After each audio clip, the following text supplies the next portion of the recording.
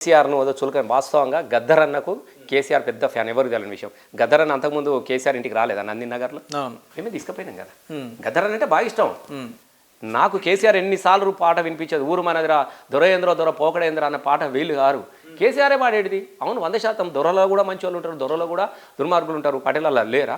ఇప్పుడు ఇదే రేవంత్ రెడ్డి కూడా మా నాయన పోలీస్ పటేల్, మా వెనక తుపాకు ఉండేది, ఇది అది అని మీ ఎవరైనా చెప్తారు. అక్కడ అంతా వాళ్ళని దొరలు అంటారు, మీకు గుర్తుపెట్టుకోరు.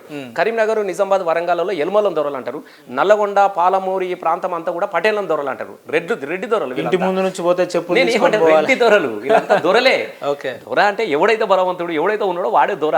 ఇక్కడ ఎల్మోలని అంటారు, అక్కడ పటేల్ అని అంటారు. మీకు దక్షిణ తెలంగాణ, ఉత్తర తెలంగాణ రెండు మీరు తీసినట్టుంటే, దక్షిణ తెలంగాణ ఇట అంటే ఈ తెలంగాణ అంతా కూడా పటేళ్లను, రెడ్లను అందరూ కూడా దొరలు అంటారు. దాన్ని వేరేది. గద్దరన్న పాటలు చాలాసార్లు కేసీఆర్ గారు గుర్తు చేసుకున్నాడు. గద్దరన్న కూడా వచ్చినాడు, అదైపోయింది. తర్వాత చివరి దేశాలలో గద్దరన్ననే ఆయనే ఏ కాంగ్రెస్ కోసం అయితే కాంగ్రెస్ వాడు మా బతుకున్న తాగం చేసినవాని, ఇందిరాగాంధీ ఎమర్జెన్సీకి వ్యతిరేకంగా పాట పాడినోడు, కాంగ్రెస్ మీద చాలా పాటలు పాడాడు. ఆయన జీవితం అంతా కూడా కాంగ్రెస్తో యుద్ధం చేసిండు గద్దరన్న. ఇప్పుడు ఆయన సిద్ధాంతం కావచ్చు, ఆయన నమ్ముకున్న పార్టీ కావచ్చు, ఆయన పాట కావచ్చు, ఎవరితో ఫైట్ చేసిండు 40 సంవత్సరాలు? కాంగ్రెస్తో చేసిండు.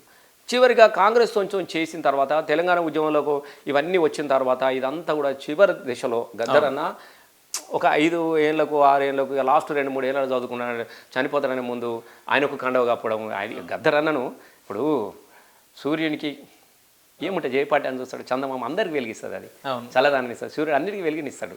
గద్దరన్నను కూడా గొప్పగా చూసాడు. నాలాంటి వ్యక్తి సరే గద్దరన్నలాగా పాడాలి, గద్దరన్నలాగా ఆడాలి అనుకుని గద్దరన్న పక్కన నిలబడితే అదే గొప్ప ఆనందంగా భావించుకున్నటువంటి సందర్భంలో నేను 100% చెప్తా ఉన్నా, ఈగోలు, జలసి ఈ కళాకారుల మధ్య నుండి తప్ప ఎవడరా గద్దరన్నం తీసుకొచ్చిన రసమై బాలకిషన్.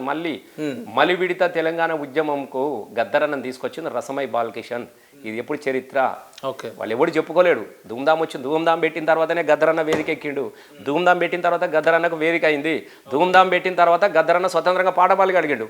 పాట పాడితేనే కాల్పులు జరిపిరు, పాట పాడితే నిర్బంధించిండ్రు. ఎవడు మళ్ళీ గద్దరన్నకు మళ్ళీ తీసుకొచ్చినాడు ఎవడు? రసమయ్య కదా. ఎవడని ఎక్కడని చెప్పుకుంటాడా? ఈ ఉద్యమంలో పాటకు స్వేచ్ఛని ఇవ్వడం నా వెనుక ఎవరు ఉన్నారు? 100% కేసీఆరే ఉన్నాడు కదా. నేను టీఆర్ఎస్ పార్టీకి అనుబంధంగా నేను పాటలు పాడేటోని. నన్ను కేసీఆర్ తీసుకొచ్చినాడు. చిన్నపిల్లగా నప్పొచ్చు, నేను ఆయన దగ్గర పెరిగినోని, నేను ఆయనతో ఉన్నోని. నా వెనుక బలం ఎవరి బలం చూసుకొని కేసీఆర్ రసమై బాలకృష్ణ గద్దరన్నం తోలుకొచ్చిండు ఇంటికి పోయి. గా కాలంలో 2001, 2002 ప్రాంతంలో అప్పటికి బెల్లీలో అయితే చచ్చిపోయింది. ఐలాండ్ ఎన్క్వైరీ చేసారు, కళాకారులను చంపేస్తా ఉన్నారు. మీరు ఒక్కటి గుర్తుపెట్టుకోండి. అప్పుడు నేనేంది, నా పరిస్థితి ఏంది? నేను గోచిగొంగ వేసుకొని నా పానం ఎంత చెప్పు. కానీ నా పానానికి భరోసాగా ఎవరు నిలబడ్డాడు? కేసీఆర్ నిలబడ్డాడు, వేదిక కట్టించాడు. ఎప్పుడు నేను చెప్తున్నా కదా, ఆ కాలంలో రావడానికే భయపడదురు, మాట్లాడడానికే భయపడుతున్నటువంటి కాలంలో మేము కామారెడ్డి పోయినాం. ఎవడేసిండే ధూమ్ధాం, అందరూ వచ్చారు. ఇవాళ అందశ్రీ అనేటోడు మస్తు మాట్లాడతాడు. అందశ్రీ వచ్చిండు, గూడంజానలు, అశోక్ అన్న, వీళ్ళందరికీ ఎవడు నీకు వేదిక వేసిండు అక్కడ? టీఆర్ఎస్ వాళ్ళు గారా? టీఆర్ఎస్ఏ కదా, అవి టీఆర్ఎస్ కట్టిన వేదికనే కదా. బువ్వ పెట్టిన టీఆర్ఎస్ఏ కదా, మందిని తీసుకొచ్చిన టీఆర్ఎస్ కదా. మేము పోయి ఇట్లా సవరించుకొని ఈడొకడు వాళ్ళోడు పాటలు పాడితే ఎగిరి తుంగితే తెల్లారి మా ఫోటోలు మంచిగా దుమ్ము లేపిన ధూమ్ధాం అని మా బొమ్మలు పడ్డాయి.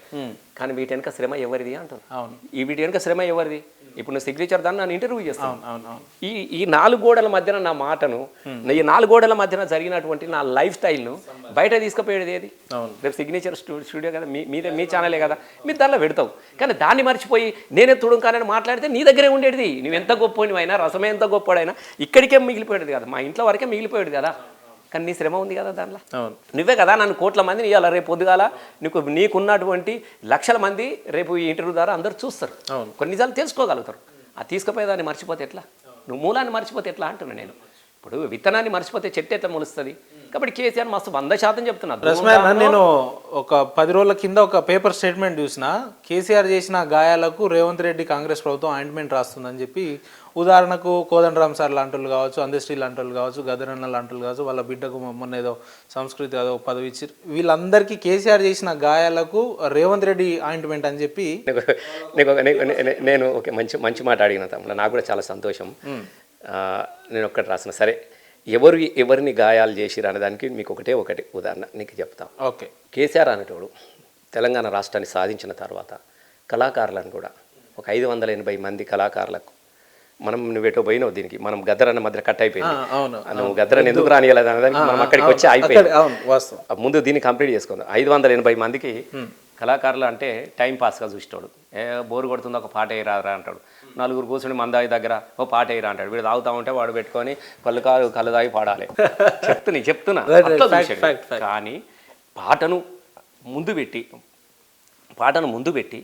తను వెనుక నిలబడి పాట అంటే ప్రజల పాట అంటే ప్రజల కన్నీళ్ళ మీద ఓదార్పునిచ్చే పాట మేము వేరు తెలంగాణ కోసం కొట్లాడదాం ఇక ఆగేటిదే లేదు అని చెప్పేసి చివరి అంటా ఉంటే ప్రజలు ఇట్లా ఎగిరెగిరి పన్ను పటపట నేను కదా పటపట పనులు కొరకు రాజాన అంటే కొరికేది ఇట్లా కొట్టు డప్పుల మీద నిప్పుల మీద డప్పుల దండవరా తెలంగాణ సిన్నోడా హే కొట్టు అంటే ఎంతమంది సప్పట్లు కొట్టేది మీరు అసెంబ్లీలో కూడా ఇట్లే పాడేది.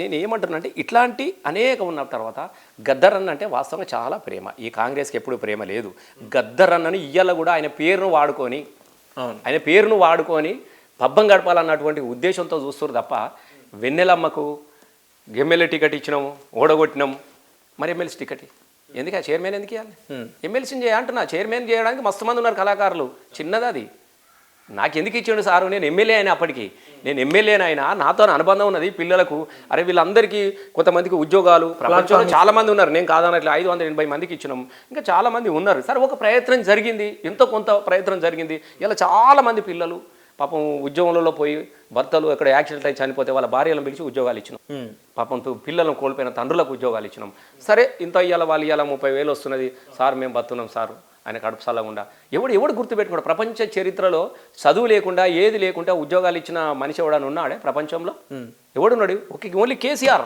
ఆయనకు అవసరం లేదు కానీ ఈ బిడ్డలు కూడా బతకాలి చిన్న పిల్లలు గోచులు పెట్టుకొని గొంగలు వేసుకొని తినకపోయినా చేతుల మీద ఎగిరిపాడిరు ఈ పిల్లలకి ఇంత భరోసా కల్పించాలన్న ఉద్దేశంతో అంత పెద్ద గొప్ప సాంస్కృతిక సారథి చైర్మన్ చేసి వీళ్ళకి ఉద్యోగాలు ఇచ్చాడు